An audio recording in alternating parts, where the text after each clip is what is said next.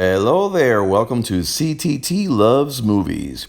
Today I want to show how a good director can make a good scene into a great scene. We're going to analyze the flashback at the end of Godfather Part Two. Spoilers ahead. Let's start by just letting it roll a bit. It's my friend Carlo Rizzi. It's my brother Fredo. Oh, you know Fredo. Sure, don't you know Fredo? Here's my stepbrother Tom. That's his girl Teresa. This cute little thing over here, this is my sister Connie. I was telling you about her, huh? Come on, say hello to Carl. He's good looking, isn't he? Yes. Oh, that droopy thing over there, that's my brother Mike. We call him Joe Collins, you know what I mean? Come on, sit down. Go ahead. You'll notice that all the men in the Corleone clan in this scene are wearing suits and ties. Fredo and Michael, however, are wearing open collars as if they don't fit. They're like outsiders. I would say Fredo because he's a misfit, he's the weakest of the bunch, and Michael because he chooses to. You'll also notice that Tom and Teresa are bound together. They're a couple, and they're both wearing brown, visually uniting them. We call him Joe Collins, you know what I mean? Come on, sit down. Go ahead. Talk to each other. Sit down. Hey, Mr. Einstein. She's Joe.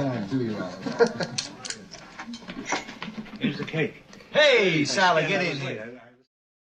You'll notice how the main characters are seated to the left, but Michael is seated to the right, sometimes out of the frame completely. He has chosen this solitary position from years back. Yeah, come on. Where's your father? Took him on a wild goose chase Christmas time. Oh, let's see that thing. Oh, honey, that's nice, eh?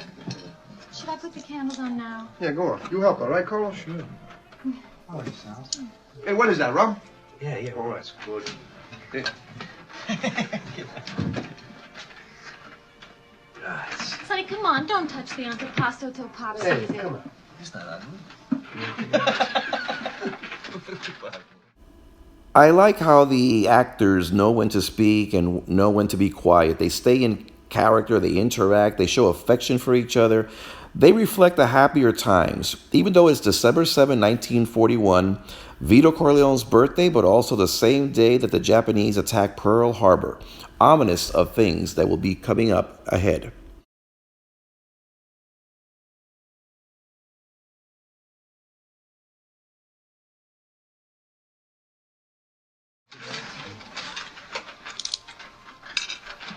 I'd say. What do you think of the nerve of them Japs, huh? Them slanty-eyed bastards, huh? Dropping bombs in their own backyard on Pop's birthday, yeah. They didn't know it was Pop's birthday. They didn't know it was Pop's. We should have expected it after the oil embargo. What do you expect? Expected or not, they got no right dropping bombs. What are you, a Jap lover or something? You on their side? I understand 30,000 men enlisted this morning. Bunch of saps. Oh, they saps. Sonny, come on, we don't have to talk about the war. Hey, Beep, you talk to Carl, all right? Okay, so Sonny begins to gripe about the American young men who are enlisting into the war, while Michael defends them. Now, in this scene, we've only had one tracking shot, and then this scene right here, frozen on this family, until Connie intercedes and tells Sonny to please stop talking about the war. He tells her to be quiet and to talk to Carlo. And director Coppola decides to give Talia Shire, the actress who plays Connie, a close-up. And it's interesting that he did this, and we have to think to ourselves, what does he mean by this? Is he trying to tell us that Connie became the submissive woman long before because of the treatment of her older brothers and this family, before she married into this abusive relationship? I don't know, but it's interesting. They're saps because they risk their lives for strangers. Oh, that's Pop talking. You're goddamn right, that's Pop talking.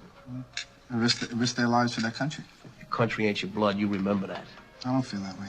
I don't feel that way. Well, if you don't feel like that, why don't you just quit college and go to join the army? I did. I enlisted in the Marines. Mikey, why didn't you come to us? What do you mean? I mean, Pop had to pull a lot of strings to get your deferment. I didn't ask for it. I didn't ask for deferment. I didn't want it. What's the matter? Come on, knock it off. Come on, hey, come on. Sonny, hunk. Sonny, sit. No, you go on, sit down.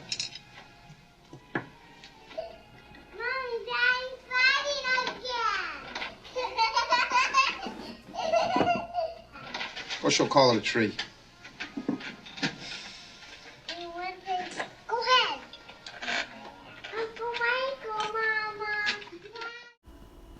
Now we get more close-ups as Sonny and Michael begin to argue a little bit, and Michael demonstrates that he's still an idealistic young man who believes in his country. He believes in America. Sonny argues and bickers with him, and we get this almost fight coming up right over here. While this goes on, you see Teresa leave the room with the cake. And then, while Sonny almost smacks Michael, he tells Tessio, go on, and kicks him out of the room. And then he tells Connie, go show Carla the tree. So Sonny kind of empties out the room. And it's pretty funny, too, that his twin daughters are in the background in the other room. And one of them says, Mommy, Daddy's fighting again.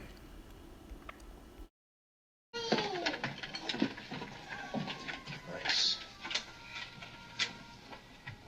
Nice.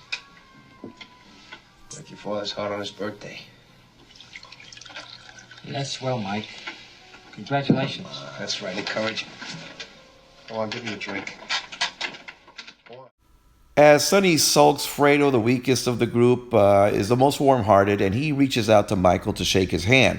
Sonny stops him, kicks him out of the room by telling him, go get me a drink. So now Fredo is kicked out. It's kind of sad that Michael didn't stand up for Fredo and tell Sonny to leave him alone, take it easy, something. The personalities of all the brothers really stand out here. This is quite evident.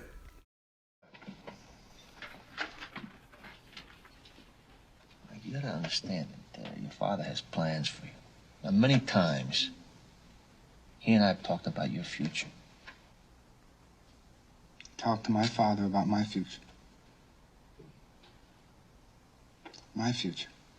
Mikey, he has high hopes for you. Well, I have my own plans for my future.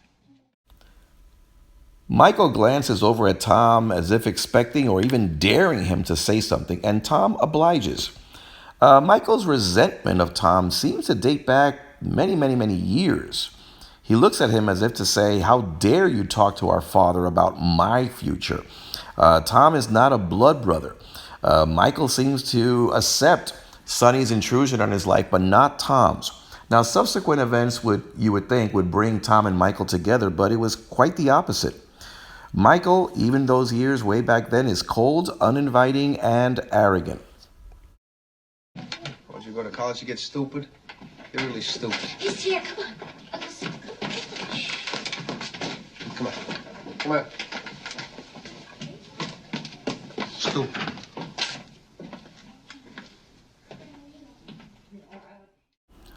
Connie steps in to announce that Vito has arrived, and everybody starts rushing around. I like how Coppola did not forget about the characters that were not in the room. If you look closely, you'll see Teresa rushing to the kitchen and coming back with the cake.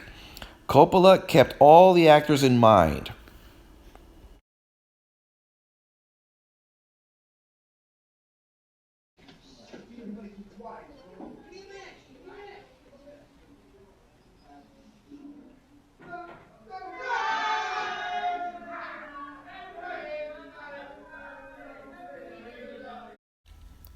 So Michael is left here all alone. Now, because of copyright reasons, I can't show the beautiful music at the end where Michael has his earliest memory of being in Sicily with his father. And then you get this shot of him older, sitting alone, still wearing his wedding ring, which is kind of telling, and pondering on his life and his choices.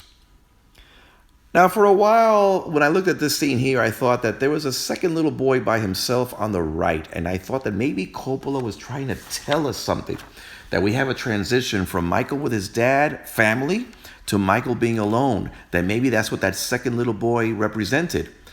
But then I went back and I looked at the scene when they were in Sicily and noticed that only the Corleone clan was there and that I was wrong. This is an example of somebody like me being pretentious and overanalyzing and reading too much into things.